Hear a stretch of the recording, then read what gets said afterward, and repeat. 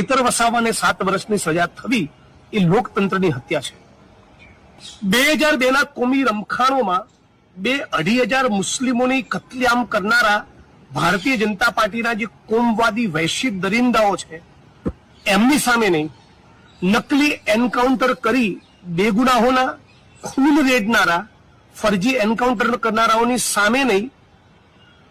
દેશને હિન્દુ મુસલમાનના નામે વિભાજિત કરી તલવારોને ત્રિશુલો વેચનારાઓની સામે નહીં, કરોડો અરબોના સ્કેમ કરનારા લોકોની સામે નહીં, રિયલ એસ્ટેટ,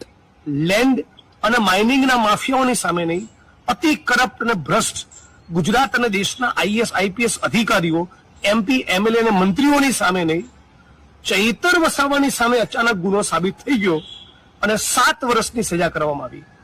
ગજબ કહેવાય નહીં? આખું ગુજરાત અને દેશ